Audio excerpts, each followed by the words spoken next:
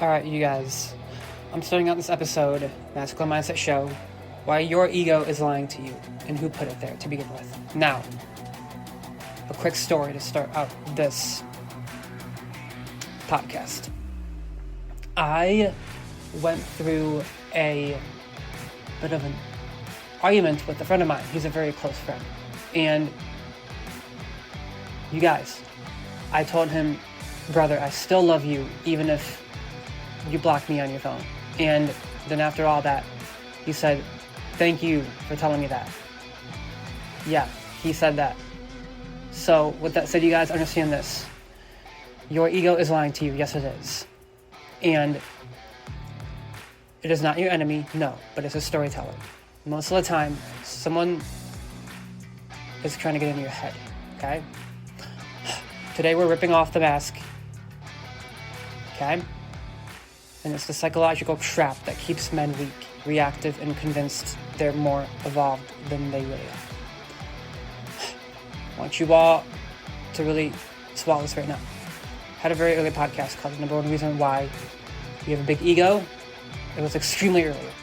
Like, scroll up my library, you'll find it. I'm going to update that podcast today with some deeper concepts from social psychology. So keep listening and let's start the podcast. You are listening to the Masculine Mindset Show, a podcast for men to develop a backbone, a masculine purpose, if you will, and get more physically attractive, and even become more mentally healthy. All you men listening, I turn nice introverts into fit, self-entitled savages, if you will.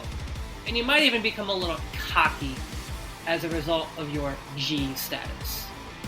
More importantly, you guys, I also show you how to flirt and date more women and seal the deal. Just look at the show notes. They are all on my blog articles. Let's get into the content.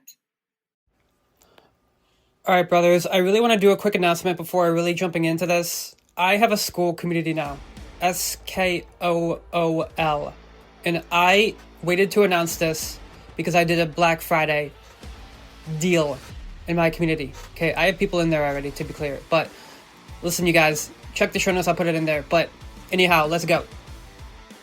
I want to tell you all something, okay? If you are a listener of the Masculine Mindset Show, I want to let all of you know right now, if you think I'm talking to any of you listeners that probably come to my show to even steal some ideas from me, don't do that. I'm going to request that you don't do that. Because some mentors do this. Now, I'm not going to say who. Doesn't fucking matter. Point aside is this, you guys. Okay? I'm going to be putting out another project in the near future. And yes, I'm talking this up again. I'm not going to say what it's called. And I've been noticing people have been taking my ideas already. So, don't do that shit. Anyways, guys, let's keep moving forward. This is the ego's biggest lie. Ownership. Okay? This is part 1 to this podcast. Let's start with the truth no one tells you. Okay? Most of what your ego claims as yours never came from you. That is, when you were raised... Guys, listen to me. I was reading a book called Prometheus Rising recently, and I understand why Jill Lieberman loves that book so much. That book basically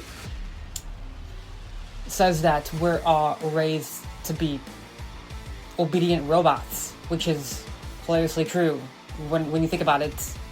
Okay, you have beliefs from your parents, you have reactions even that you were conditioned from, even you have triggers too, you guys. You have insecurities, as well as frames and coping styles, right? Even your own self-concept, right? That's a big topic in NLP. But anyways, guys, listen to me, okay? I want you all to consider this, okay?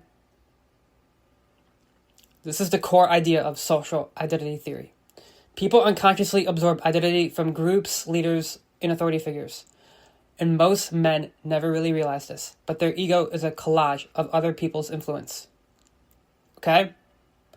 Now, the point to the biggest lie, you guys.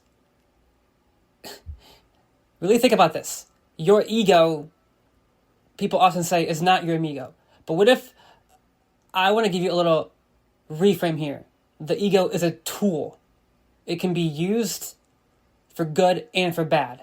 I talk about this on my Healthy Ego article. Find it on my website, How to Develop a Healthy Ego. You can have a healthy ego, but if you use it for the wrong reasons, here's how you use it for the wrong reasons. You're pretentiously annoying and shoving your success down everyone's throats to the point where you look like you're posturing. I'll talk about that a little later. But anyways, let's keep fucking going.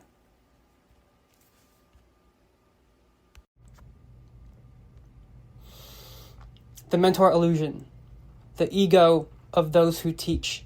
Here's a psychological trap almost no one really wants to tell you, okay?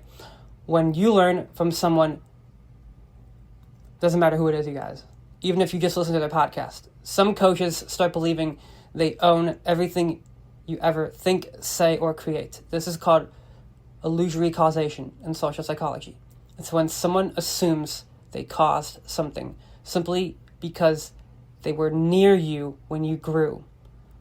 Like, for example, you learn something through a coach, okay? You grow, right? Suddenly, someone else claims your growth. Or you talk about, like, a certain topic, and a coach you once worked with basically says, yo, you took that idea from me, or something like that. The point behind this, you guys, is no one really, quote unquote, invented frame control, for example. That's been around in the entire dating space for, I want to say, decades. But also, you didn't invent confidence either, okay? I want to make that very clear, okay? And also, you guys, Andrew Tate isn't behind masculine psychology. I know some of you guys think you think I'm like Andrew Tate, but you guys want to tell you something about that. I don't like that guy. That requires a full podcast. I usually don't, but let's keep fucking going. Some coaches think if they introduce you to a topic, they are now the origin of all of your future thoughts about it. That's not mastery, you guys. This ego colonization, a psychological state where a mentor believes if you grew while I coached you, I created all that growth. Yeah, that's called self-serving bias, taking credit for everything. Now, I want to tell you guys something. This is why I said at the beginning of my podcast, if any coaches are listening, don't take this the wrong way, okay? Just don't. But anyhow, let's get to the next part. The real reason ego lies, borrowed identity. This is part 4. Now, if you want to understand the ego on a real psychological level, you need to understand one thing. Your ego isn't lying to you because it's malicious. It lies because most of it wasn't built by you in the first place. That's the reason the ego gets distorted. Not arrogance, not pride, not character flaws, just borrowed identity.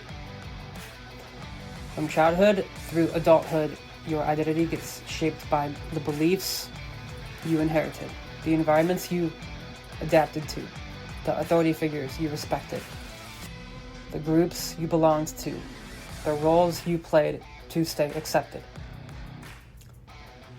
the rewards you chased, the consequences you avoided. Here's the key core principle, you guys. Your ego becomes a collection of everything you had to survive, not everything you consciously chose. We're going to get to the universal psychological truth, okay? Social psychology calls this identity internalization, a process where the mind absorbs external expectations and turns them into self. Problem is, most men never question the origin of those internalized beliefs. Think about that for a second. Basically, you are manipulated from day one of birth, you guys. This is why I say follow your own lead consistently. Listen to your conscious and follow your intuition. Guys, huge tip to getting that masculine mindset, okay? You know, I should say this real quick.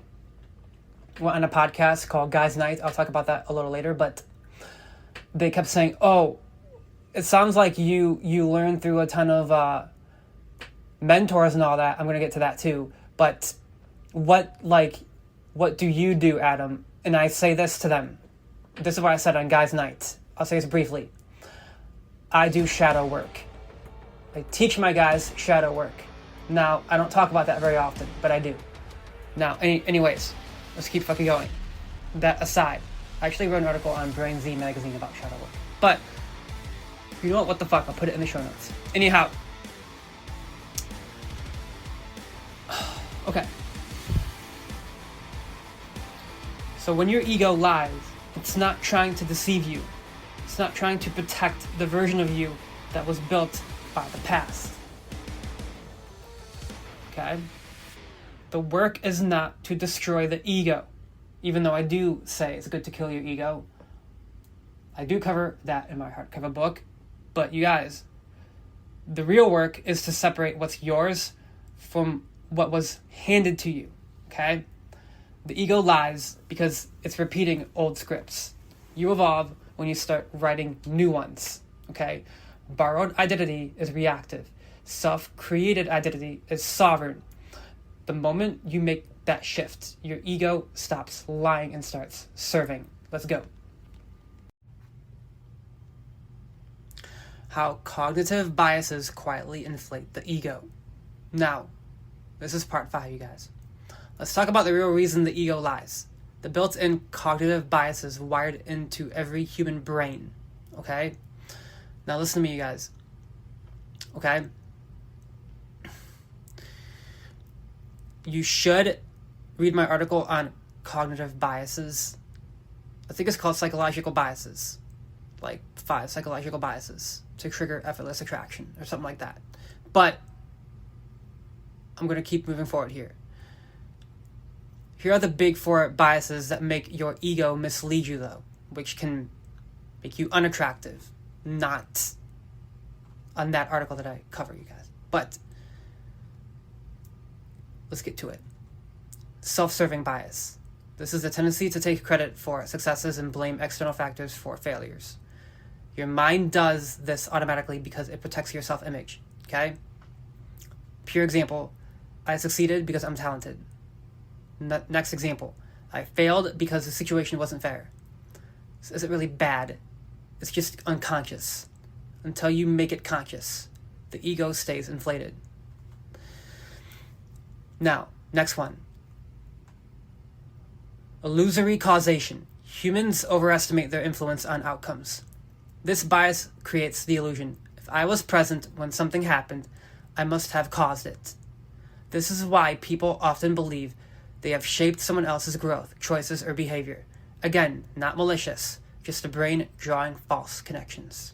I'm going to make an example now to some mentors that came across this podcast. This cognitive bias right here is one that you have to pay attention to. Don't assume that when you have coached someone that everything you taught that person, he learned it through you. Okay? If that makes sense. I'm not being malicious about this. I'm stating that as a fact. Anyhow, let's keep fucking going.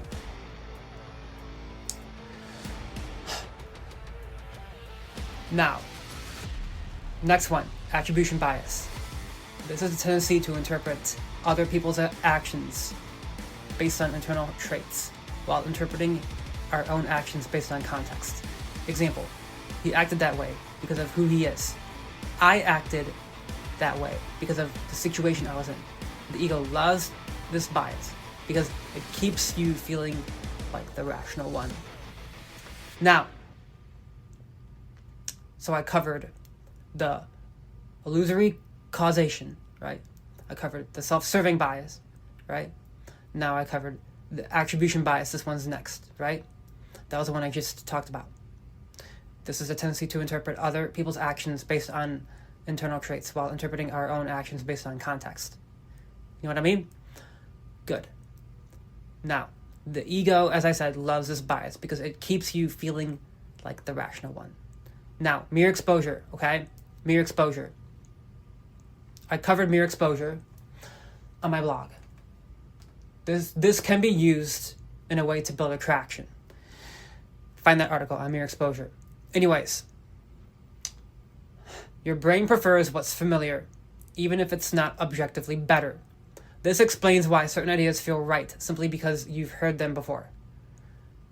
Certain people feel like an authority on a certain topic, simply because you've listened to them longer. Certain beliefs feel like yours when they were borrowed, not because they're true, but because repetition makes the ego comfortable. The point to these biases, you guys, this is the fucking point now. Listen up now, okay? I want you to listen.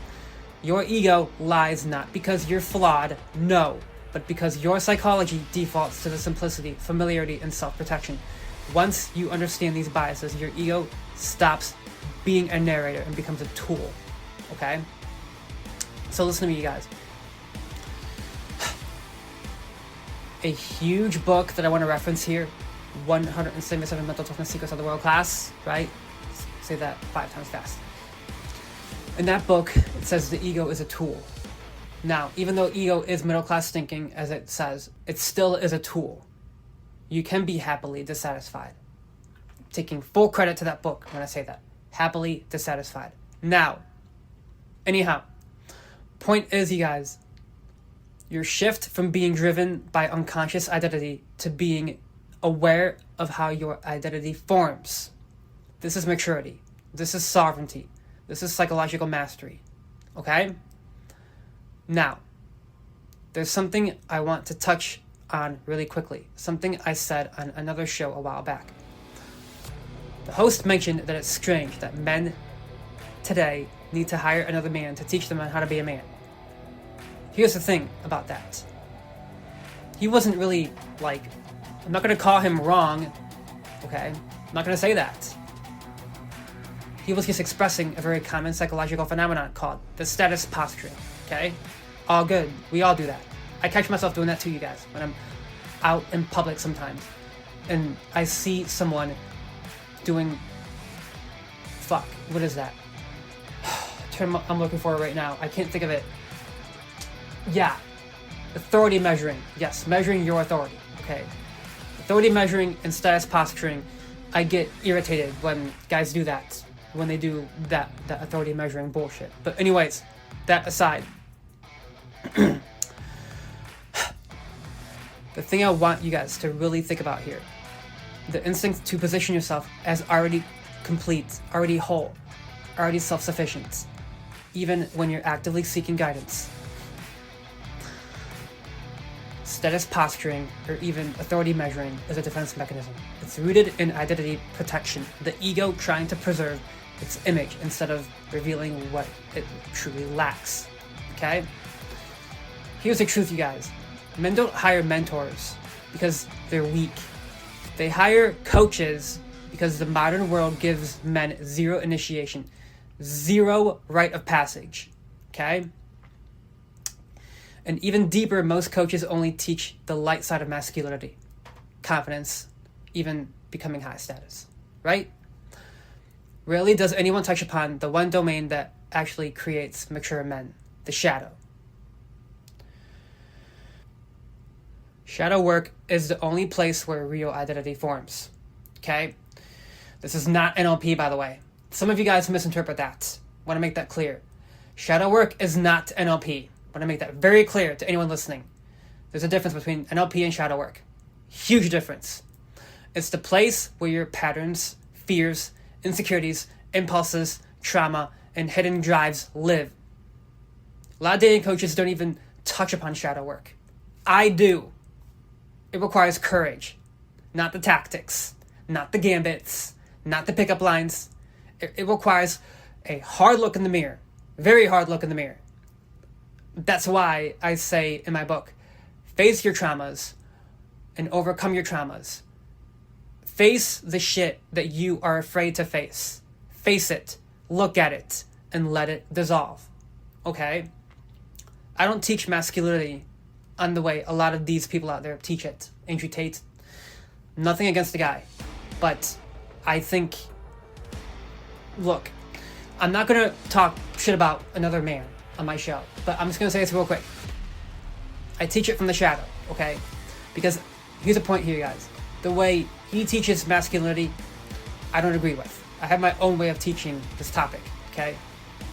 Because that's where I had to rebuild myself. You don't become a man by memorizing a ton of pickup lines. You become a man by meeting the parts of yourself you used to avoid. That's the difference between surface level masculinity and actual transformation. Ethical egoism, the part no one really teaches, okay? This is part 6. Let's be clear. Something that most people butcher, that they don't really comprehend. They think, oh, ego's horrible. Yeah, but it's really not the enemy. But it's the unhealthy ego. There's a difference. There's healthy ego and there's unhealthy ego. This is where ethical egoism comes into play. It's a concept I've talked about in my book, 77 Ways to Develop a Masculine Mindset. Ethical egoism says it is the normative theory that the promotion of one's own good is in accordance with morality. Essentially, don't be ashamed of being slightly selfish. Ethical egoism is the idea of looking out for one's self-interest. Both parties actively pursue what they want. It does not suggest compromise. Some of you women listening will probably thinking, well, that's not right. Like, I want a man to compromise with how much time he should spend with me. Yeah, girls, really? How about the fact that you don't want men to place you as number one? You really don't, okay? When they place you as number one, you don't like it. It's a turn off to you. But anyways, this is what truly sovereign men understand. In case you didn't know this, girls. This is what they understand. So listen carefully. You don't dim yourself. For girls, for example. You don't accommodate to mentors too much. Okay? You don't shrink so someone else feels safe. You don't have submissive body language in public, right? Or in nightclubs. You don't owe your identity to anyone. You don't pretend someone created you.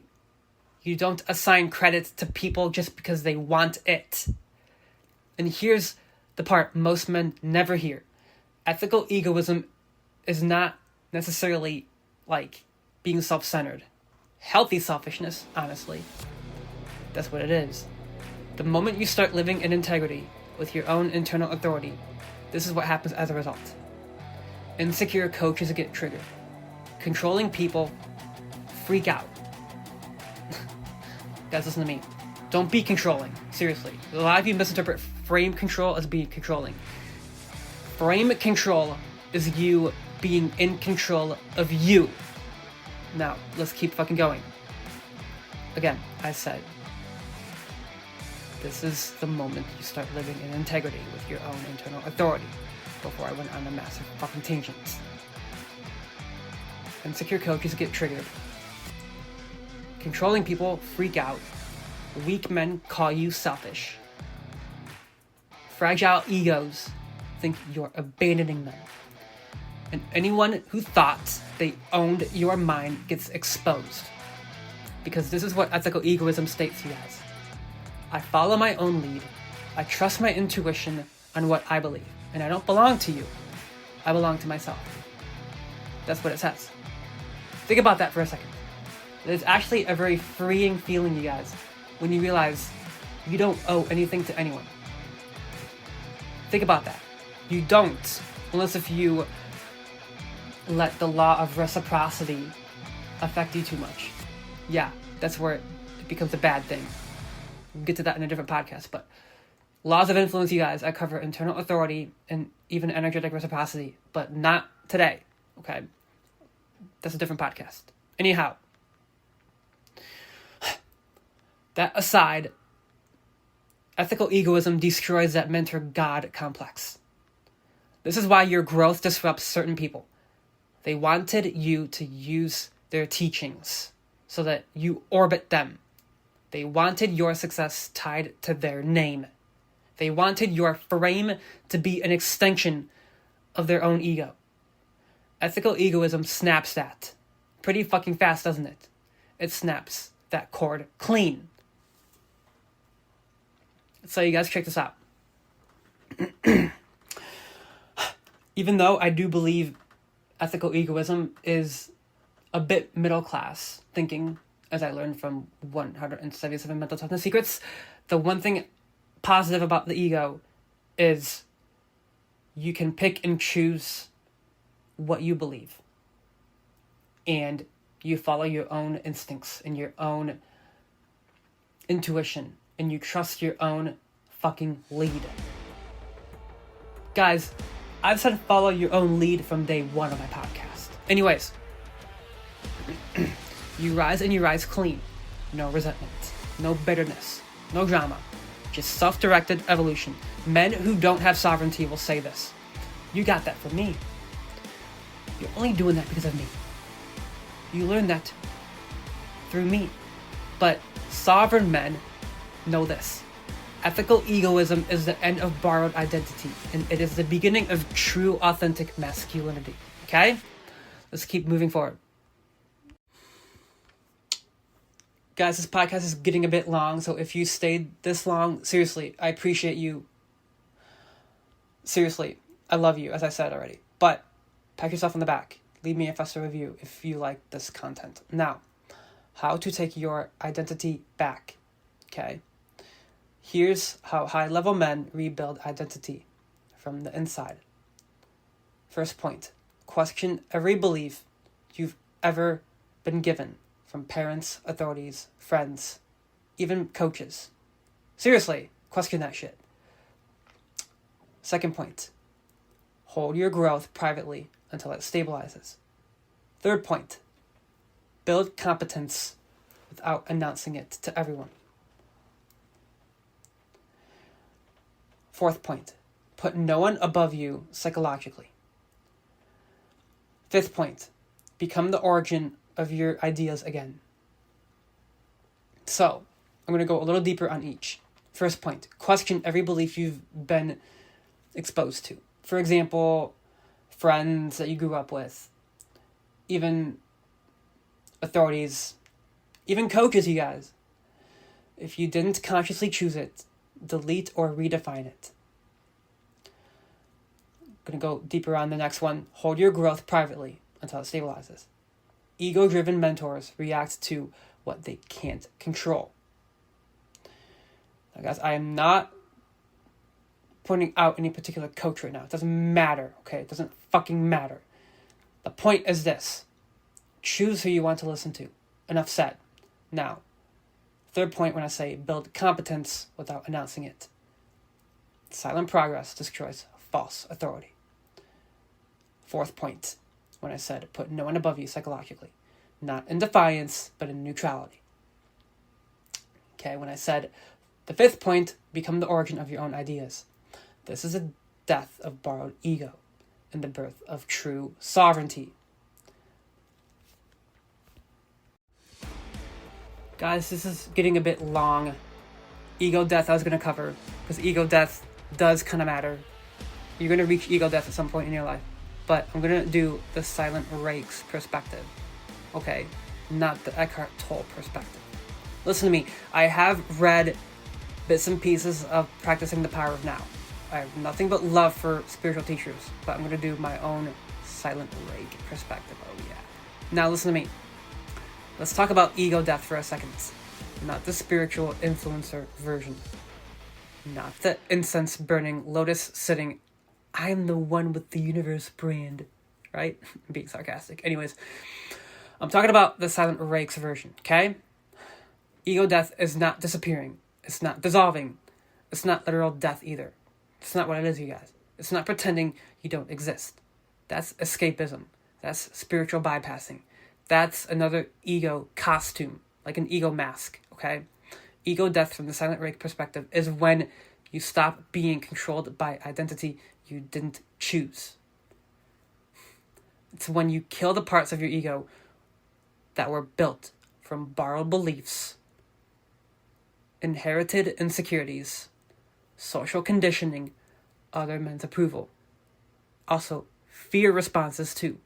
Emotional debris from your past and performances you have learned to survive.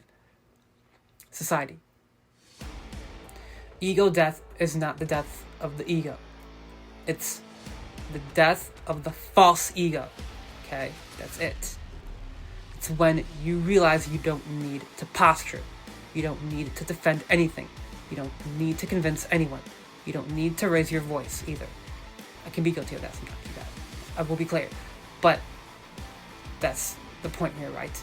Even I can have my intense moments on my podcast. There's no shortage of them. You'll find it all over my podcast library. But anyways, you don't need to audition for respect either. Okay? Because the real ego, the one forged from self-creation, not self-protection, doesn't talk. It radiates. It walks into the room before you speak. It pulls eyes without trying. It destabilizes people without intention. That's ego death, when performance dies and presence remains. Social psychology will tell you that identity is formed from group influence. There's such a term called, what is that? I covered it in, I think it was like social circle game. There's a term in that in psychology too. I think it's like group think bias or something. Yes. Group think bias. Look it up, you guys. Okay? But anyways, the point is this. Most men fear ego death because it threatens their persona. The silent rake welcomes ego death because it removes the noise. Ego death isn't the end of you. It's the end of who you had to be and the beginning of who you choose to be. Before I close today's podcast, I want to leave you with something I've never really talked about publicly, and something most men are not ready to hear. There's a moment after a ceremony, after a visualization, after a projection of emotion, where the energy doesn't stay with you, it leaves a residue. That residue is the echo. It lingers in her mind. It lingers in your field. It lingers in the space you have, unless you know how to close it. It lingers in the space between you, unless you know how to close it. Most men don't know how to close anything. They send energy outward with intention, with emotion, with focus, and then they leave the door wide open for obsession, wide open for emotional drainage, wide open for psychic leakage too. Seal the echo is the antidote. It's a ceremony that ends the connection on your terms, not hers, not the universe's, yours. Because you have ethical egoism, right? It's how you remain the source, even after the moment has passed. If you didn't seal the echo like you should be, your energy doesn't leave her, it follows her, and she feels it. If you do seal the echo, you become unforgettable, because you control the final vibration. Guys, on the next podcast, I'm going to walk you through the entire Seal the Echo ceremony from my digital guide on how to embody the Rakes mindset. And just know this right now. Once you learn how to seal the echo, you'll never send energy the same way again.